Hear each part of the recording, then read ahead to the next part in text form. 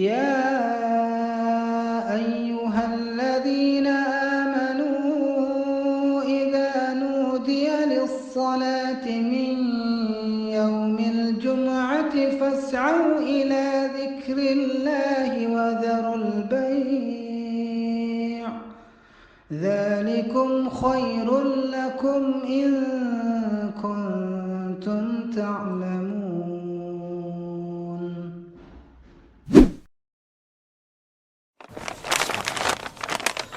Assalamualaikum warahmatullahi wabarakatuh.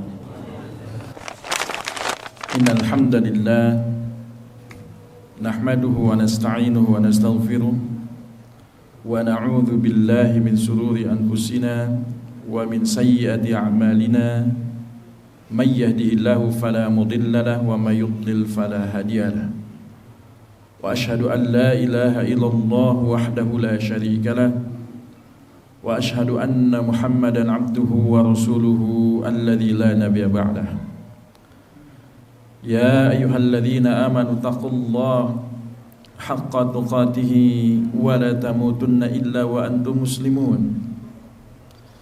Ya ayyuhan nasu taqu rabbakumul ladzi khalaqakum min nafsin wahidah wa khalaqa minha zawjaha wa batha minhuma rijalan katsiran wa nisaa'a wattaqullaha alladzi tasaaluna bihi wal arham innallaha kana 'alaikum raqiba. Ya ayyuhalladzina amanu taqullaha wa qulu qawlan sadida yuslih lakum a'malakum wa yaghfir lakum dhunubakum wa may yuti'illaha wa rasulahu faqad faza fawzan 'azima. Jamaah salat Jumat yang sama-sama mengharapkan ridha Allah, di kesempatan yang mulia ini kita bersyukur kepada Allah Subhanahu wa taala yang telah memberikan kepada kita kenikmatan-kenikmatan, memberikan kepada kita kebaikan-kebaikan, hingga kebaikan yang kita minta kepada Allah di dalam doa-doa kita, Allah Subhanahu wa taala berikan kepada kita. Dan bahkan kebaikan yang kita luput dan lupa memintanya kepada Allah, maka seluruhnya Allah berikan kepada kita di hari yang mulia ini, jemaah sekalian. Oleh karena itu, jemaah sekalian, di hari yang penuh dengan keberkahan ini, maka perlulah kita selalu bersyukur kepada Allah Subhanahu wa taala. Karena syukur yang kita panjatkan kepada Allah sesungguhnya akan kembali kepada kita. Sebagaimana yang Allah Subhanahu wa taala firmankan, "Wa may yashkur fa inna ma yashkuru li nafsi." Barang siapa orang yang bersyukur, maka sesungguhnya dia akan bersyukur dan kembali syukur itu kepada dirinya sendiri. Disebabkan karena Allah memiliki sifat asy-syakur. Nama dan sifat Allah Subhanahu wa taala salah satu sifat asy-syakur. Disebutkan oleh Imam Ibnu Rajab Al-Hambali, beliau mengatakan bahwasanya sifat asy-syakur adalah sifat ketika Allah Subhanahu wa taala membalas satu kebaikan hambanya, kemudian Allah membalas dengan kebaikan yang berlipat ganda. Sebagaimana disebutkan juga dalam hadis muttafaqun alaih, hadis sahih riwayat Imam Al-Bukhari dan Imam Muslim dalam sahih keduanya. Nabi yang mulia sallallahu alaihi wasallam bersabda, "Kullu amali ibni Adam." Setiap amalan ibnu Adam.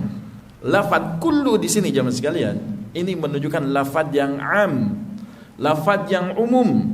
Yang dimaksudkan adalah segala macam kebaikan, baik kebaikan berupa ucapan seperti zikir kepada Allah Subhanahu wa taala, membaca Al-Qur'an, memberikan nasihat dan lain sebagainya, atau kebaikan dengan anggota tubuh kita seperti sholat kita misalkan dan ibadah-ibadah yang lainnya, dan bahkan kebaikan dengan menggunakan harta kita ketika kita berinfak dan sedekah. Maka kullu amali ibni Adam, setiap amalan ibnu Adam yudha'af, Allah lipat gandakan pahalanya. Dan kemudian Nabi SAW menunjukkan al-hasanatu bi asyri amthaliha. Satu kebaikan Allah lipat gandakan dengan balasan 10 kali lebih baik dibandingkan kebaikan yang dia lakukan, illa sab'ami'ati dhi'fin, sampai 700 kali lipat. Subhanallah. Satu kebaikan dibalas oleh Allah dengan 10 sampai 700 kali lipat. Ini menunjukkan sifat Allah asy-syakur, yang Allah membalas kebaikan hambanya dengan satu kebaikan yang dilakukan oleh hamba, maka Allah balas 10 sampai 700 kali lipat. Dan di dalam hadis ini jemaah sekalian, hadis dari Abu Hurairah radhiyallahu anhu, Nabi SAW menyebutkan setelah amalan setiap Ibnu Adam dilipat gandakan 10 sampai 700 kali lipat, kemudian Nabi mengatakan qala Allahu azza wa jalla, Allah Subhanahu wa taala berfirman. Berarti hadis ini hadis qudsi, sandaran terakhirnya kepada Allah Subhanahu wa taala. Allah Subhanahu wa taala berfirman, illa as-siyam, kecuali seseorang yang beramal dengan satu amalan, yaitu amalan saum. Kalau kita lihat kata illa ini, setelah di awalnya ada kullu menunjukkan lafaz yang umum, maka di sini ada takhsis, ada pengkhususan yang dikeluarkan dari keumumannya. Keumuman amal baik dibalas oleh Allah 10 sampai 700 kali lipat, illa asyam, kecuali saum. Saum dikeluarkan dari keumuman tersebut. Dan para ulama menunjukkan hadis ini menyebutkan bahwasanya betapa besar pahala orang yang saum sampai dikeluarkan dari keumuman kebaikan-kebaikan lainnya. Dan kemudian Allah Subhanahu wa taala berfirman, as-saumu li wa ana ajzi bihi.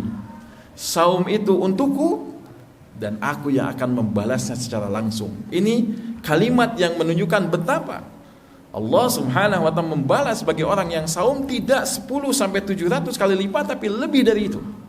Karena Allah Subhanahu wa taala menyebutkan as-saumu li wa ana ajzi bihi. Saum itu diberikan untukku dan aku akan membalasnya secara langsung.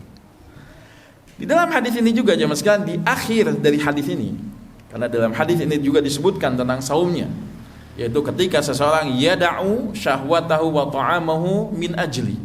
Orang yang saum itu dia menunda syahwatnya, dia menunda keinginan makannya, min ajli, disebabkan karena aku. Orang yang saum dia berniat untuk Allah Subhanahu wa ta'ala. Ini yang menyebabkan pahalanya besar. Di akhir dari hadis ini jemaah sekalian, Nabi SAW menyebutkan lis-shaimi farhatan. Sesungguhnya bagi orang yang saum akan mendapatkan dua kebahagiaan. Kebahagiaan apa itu? Disebutkan oleh Nabi yang mulia SAW, farhatun inda fitrihi, berbahagia ketika mendatangi waktu berbuka. Dan ini disebutkan oleh para ulama, termasuk Imam Az-Zahabi rahimahullahu ta'ala. Beliau mengatakan bahwasannya jiwa manusia maka dia condong dengan syahwat duniawi.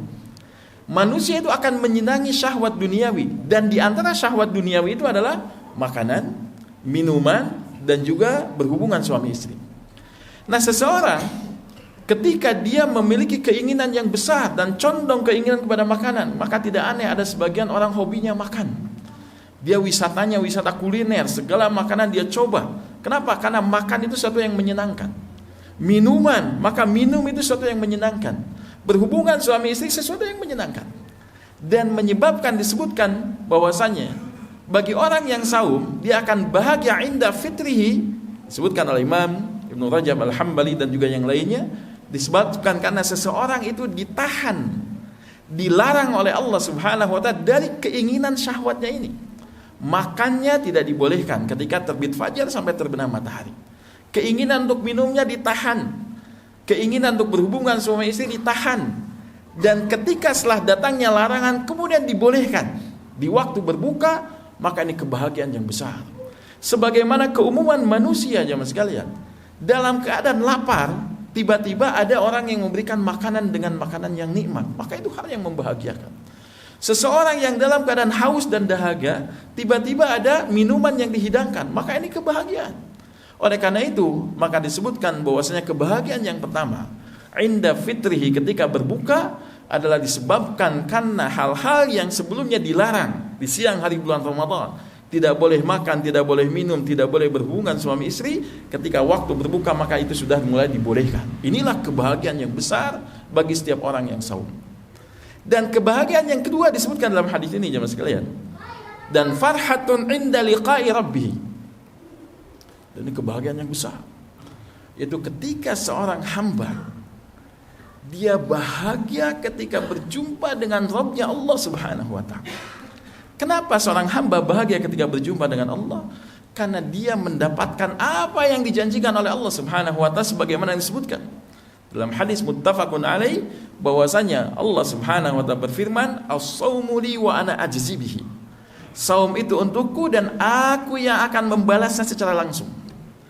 Maka seorang hamba yang dijanjikan oleh Allah Subhanahu wa taala pahala yang besar, maka ketika berjumpa dengan zat yang menjanjikannya, maka kebahagiaannya sangat besar.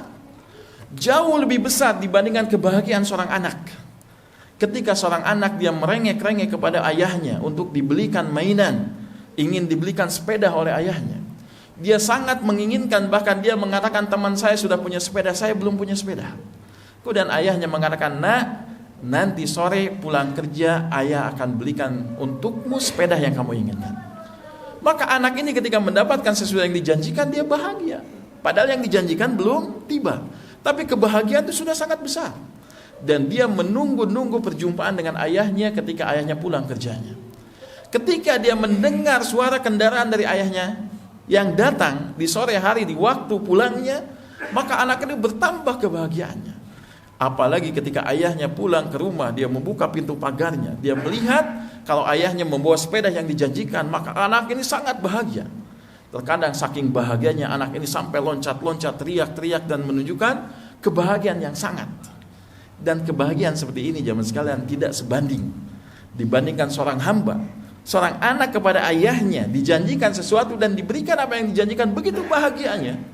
Apalagi seorang hamba ketika berjumpa dengan Allah Subhanahu wa taala, dijanjikan oleh Allah pahala yang besar, maka hamba mana yang tidak berbahagia ketika berjumpa dengan Allah Subhanahu wa taala. Oleh karena itu jemaah sekalian, kebahagiaan yang kedua selain yang pertama bagi orang yang saum adalah yang pertama ketika bahagia mendatangi waktu berbukanya, dan yang kedua berbahagia ketika berjumpa dengan Allah Subhanahu wa taala karena dia akan mendapatkan apa yang dijanjikan oleh Allah Subhanahu wa taala. Dan ini menunjukkan keutamaan yang besar bagi seseorang yang melaksanakan ibadah saum. Oleh karena itu jemaah sekalian, kita tinggal menghitung hari memasuki bulan Ramadan. Maka perbanyaklah kita berdoa kepada Allah agar kita diberikan usia sampai kita bisa menikmati ibadah-ibadah di bulan Ramadan dan bisa melaksanakan saum di dalamnya dan melaksanakan ibadah yang lainnya, sehingga kita termasuk orang yang dijanjikan oleh Allah Subhanahu wa taala akan mendapatkan balasan tersebut. Barakallahu li wa lakum fil Qur'anil azim wa nafa'ani wa iyyakum bima fihi minal ayati wa dzikril hakim. Aqulu qawli hadza wastaghfirullaha li wa lakum.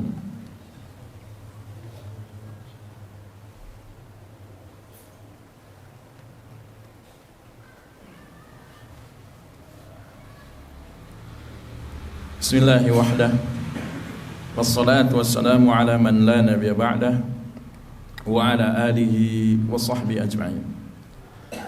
Jemaah salat Jumat yang sama-sama mengharapkan ridha Allah, di dalam hadis dan disebutkan juga dalam Al-Qur'an banyak sekali disebutkan tentang keutamaan-keutamaan saum. Dan setiap kaum muslimin ketika mendekati waktu Ramadan, maka mereka berbahagia. Bahkan nuansa Ramadan hari ini telah kita rasakan. Bahkan setiap orang yang mencari keuntungan dunia, mereka pun sudah menghidupkan dan menampakkan nuansa Ramadan tersebut. Pengusaha-pengusaha yang dia menjual produk-produk, baik produk makanan, produk minuman, mereka sudah mengiklankan produknya di televisi-televisi. Ada yang menjual pakaian, ada yang menjual sarung dan lain sebagainya, sudah mulai bermunculan. Nuansa Ramadan sudah begitu nampak, padahal mereka adalah orang yang sedang mencari keuntungan dunia.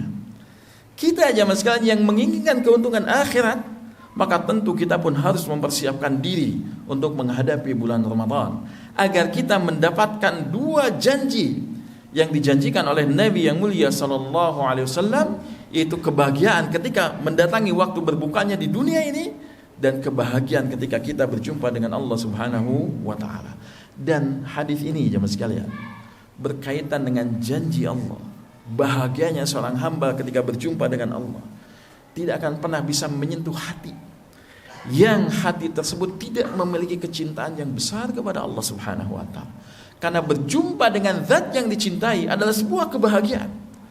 Bagi orang yang tidak menghadirkan rasa cinta yang terbesar kepada Allah, maka perjumpaan itu bukan perjumpaan yang istimewa. Tapi orang yang memiliki kecintaan yang terbesar kepada Allah Subhanahu wa taala, maka berjumpa dengan Allah dalam kondisi mendapatkan apa yang dijanjikan oleh Allah Subhanahu wa taala, maka itu kondisi yang diidam-idamkan. Oleh karena itu jemaah sekalian, perbanyaklah kita berdoa kepada Allah Subhanahu wa taala agar Allah Subhanahu wa taala menyampaikan usia kita sampai bulan Ramadan dan kita bisa menikmati ibadah-ibadah kita di bulan Ramadan, meraih pahala yang besar di bulan Ramadan, dan kita bisa menikmati i'tikaf dan juga ibadah di 10 hari terakhir bulan Ramadan, dan kita berharap semoga Ramadan ini Ramadan yang terbaik untuk kita. Allahumma salli ala Muhammad wa ala alihi wa sahbihi ajma'in. Allahumma ighfir lil muslimina wal muslimat wal mu'minina wal mu'minat al ahya'i minhum wal amwat birahmatika ya arhamar rahimin. Rabbana zalamna anfusana wa illam taghfir lana wa tarhamna lanakunanna minal khasirin. Rabbana la tujigh qulubana ba'da idh hadaitana wa hab lana min ladunka rahmah innaka antal wahhab. Allahumma harim wujuhana minan nar. Allahumma harim wujuhana minan nar. Allahumma harim wujuhana minan nar. Allahumma inna nas'aluka ridhaka wal jannah wa na'udzubika min sakhatika wan nar. Allahumma ballighna Ramadan. Allahumma ballighna Ramadan. Allahumma ballighna Ramadan. Allahumma la sahla illa ma ja'altahu sahla wa anta taj'alul huzna idza syi'ta sahla. Rabbana atina fid dunya hasanah wa fil akhirati hasanah wa qina adzaban nar. Wa sallallahu ala nabiyyina Muhammadin wa ala alihi wa sahbihi ajma'in. Wa akhiru da'wana alhamdulillahi rabbil alamin. Wa aqimus salat.